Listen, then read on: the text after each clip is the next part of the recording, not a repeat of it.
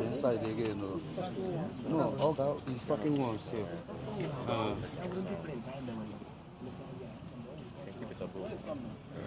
We'll place our Chief Uche Nwosu, the former chief of staff of the state, wants to speak with the press after his release from the police cell yesterday. He was arrested on Sunday. Can we go? The 6th December 2021. At St. Peter's Anglican Church in Zama, in the local government area, while having a Thanksgiving in honor of his late mother, whom he buried on Wednesday, December 22nd. This is the media advisor speaking. Whose story has taken over the world since Sunday. It's now before you. Make one or two comments, then we have a question to ask. You are welcome. Thank you. Thank you, ladies and gentlemen, members of the press. You know my name. My name is Uche. Yes. First, I want to sincerely thank Nigerian media, both the social, print, and the electronic media, for the solidarity and for what they did that made this production all successful. I want also to thank God Almighty, who spared the life of my wife, my mother-in-law, myself, and more especially the lives of the church members, including the venerable, the parish priest, who was in the church when this incident happened. It would have been a different thing altogether. It would have been the death of so many people inside the church and also outside the church. Again, I also want to use this media to thank in a very special way the Inspector General of Police, who showed professionalism. I think we should give it to the Inspector General of Police, who did not look at area of sentiment. He showed professionalism. He acted like a professional police. I want to commend the IG and his team for this show of professionalism in their job. Ladies and gentlemen, I want to narrate exactly what happened on the 26th of December 2021. You all know very well that I buried my mom on the 22nd of December 2021. And on the 26th, we came for outing service. The church started around 11:30. While the church service was still going, some military men were sighted outside, and I asked my PA, oh, maybe it's one of the VIP that came for the memorial, the church service of my mom. Then I asked them, please, if there is anybody that is outside, they should bring the person in if it is a VIP. Before they could come back, I saw masked police, I don't even know, masked policemen. I thought they, because there is no sign to show that they are police. More than 15 of them invaded inside the church premises. And they cocked their gun and said, okay, move, come out, we're looking for you. I said, what is the problem? What have I done? One of them came and hit my back and said, if you don't stand up now, before you, I could even say, what is the problem? They went up to the altar and cocked their gun and pointed it at me. I said, what is the problem? One now dragged me up. I said, tell me what I've done. Before you know, they started shooting. The church members, the parish priests, everybody was running helter-skelter inside church. They shot, and then dragged me like a criminal inside the church when church service was going on and brought me out. When they brought me out, my orderly and my policemen was trying to find out from them, where are you people from? They were not telling us where they are from, because all of them were in their face, they were all masked. There is nothing to identify them. Apart from some of the vehicles that brought them, where my boys and so many people identified that those vehicles came from government house. Imo State Government House. So they dragged me, tore my clothes, beat me up, threw me inside one of the van that came with them, one white van that came with them, and asked me to lie on the floor of the van. And one of them used his leg, hit me, put his leg on top of me, and said I should keep quiet. He took my picture while inside the van and sent it to somebody. And spoke in Hausa, Muntura picture. They never knew that I hear Hausa. So on the way, at Njaba, they stopped.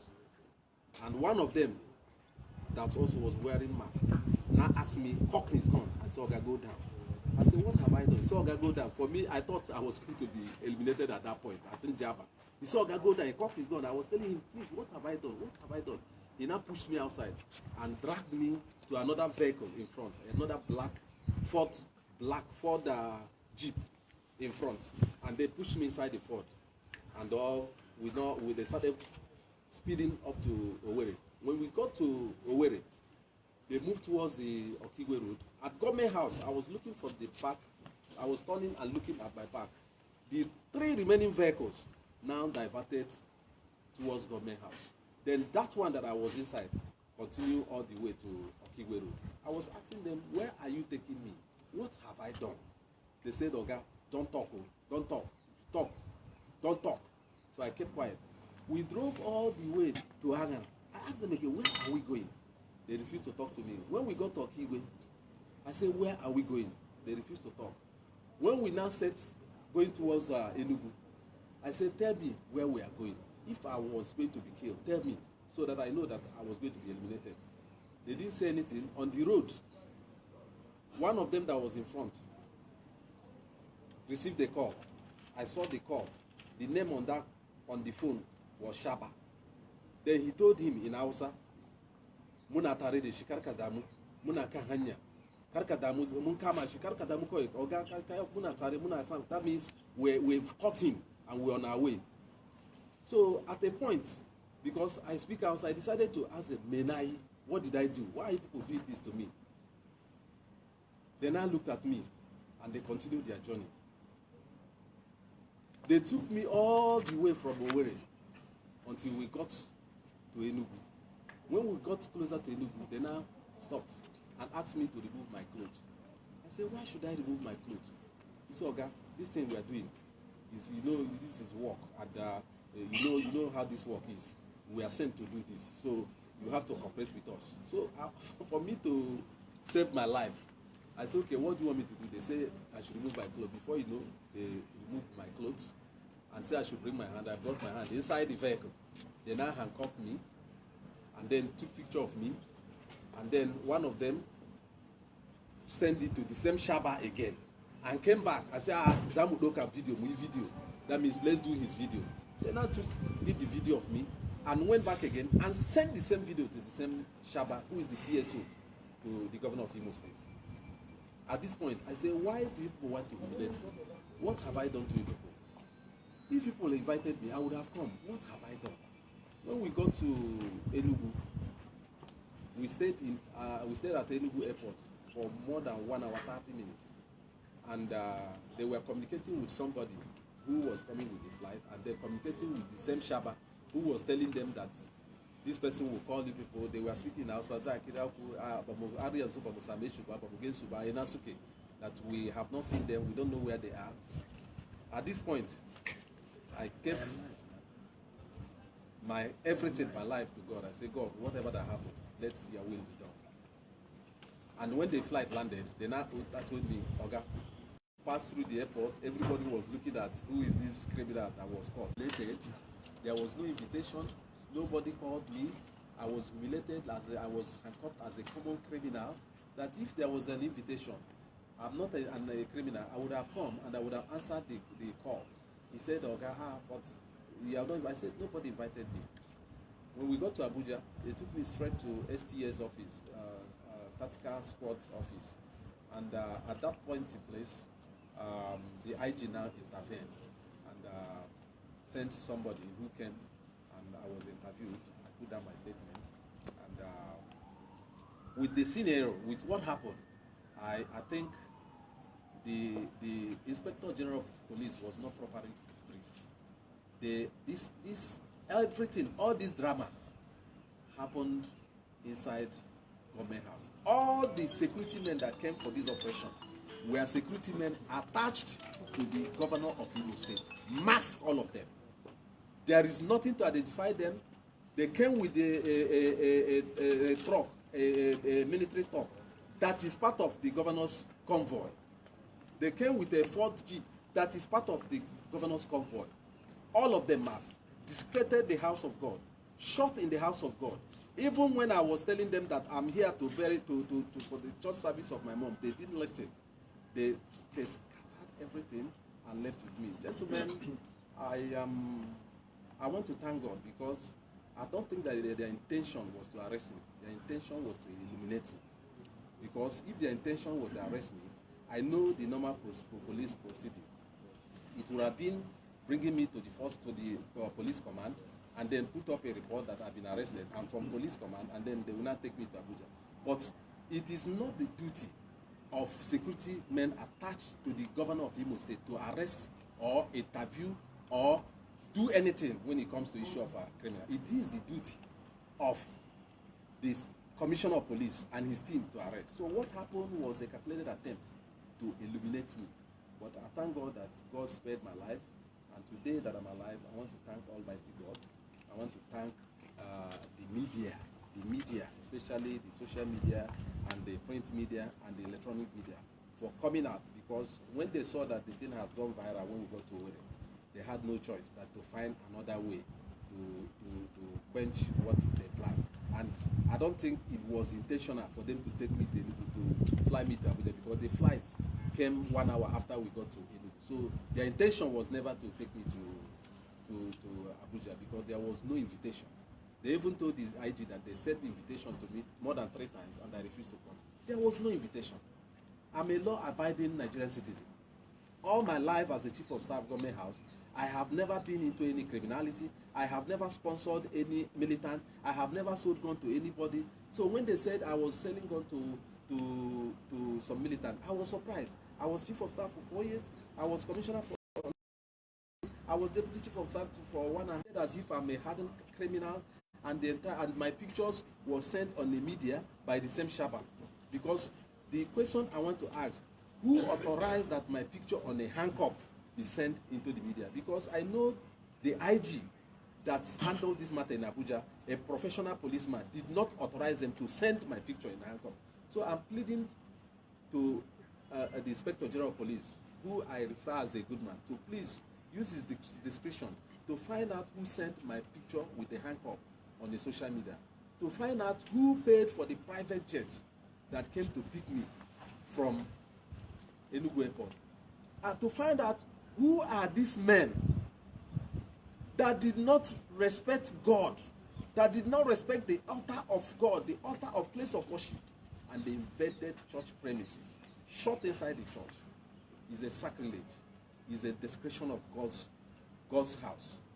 Ladies and gentlemen, I just want to thank God that I'm alive. I want to thank God for sparing the life of those church members, the pastor, the venerable in the church, and also my wife and my mother-in-law, and all other people in that church. It would have been a different thing altogether. But for me, I will always thank God.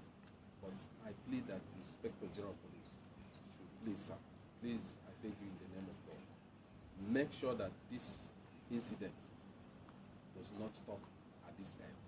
We should know who gave this order and why police attached to a governor should be the people arresting somebody of me, of myself. And also the video I saw on the internet where they were saying somebody was saying that Uche Nwosu gave him money. That video, the same video, the same guy had the first video 1 year ago where he did not mention me. The same with blood on his t-shirts. The same guy wearing good clothes and putting towel on his body. After 1 year, came and say Uche Nwosu is the person giving him money or giving some people money. You see, and if you listen to that voice, the person that was interviewing that man on that video is the CSO. That's the voice of the CSO to the governor of Imo State. So, government has become where you get criminals and interview them and doctor and tell them what to say in order to implicate their political opponents. So everything that just happened was political. The police, the IG, for me, should be exonerated from this. But the security men attached to Governor Okuzodima should provide information why they abducted me and why they wanted to kill me. Thank you. Thank God.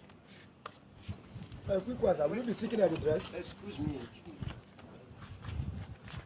Chief, I also address Mrs. President. My questions are going to come. Yes, sir. My name is Chidebe Bugokom. I want to know, sir, beyond this, will you be taking any legal action? For now, the IG is doing a very wonderful work. The Inspector General of Police is doing a wonderful work. So I wait on the IG to finish his work, who I believe strongly in him. For him to finish his work, fine. But I believe the IG will do a thorough work. So I believe in him and I wait for the Inspector General of Police.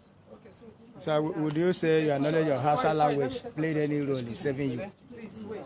Sir, the petition. What was the crime alleged against you, sir?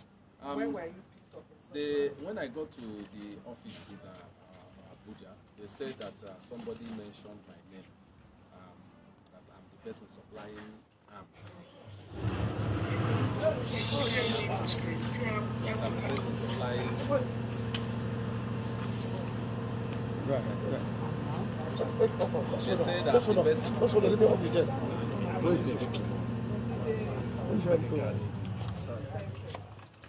When I got to the police office, the STS office at Abuja, I was told that the same people, the same young man that video was going viral, that the young man said I was the person giving them money, supplying arms to them.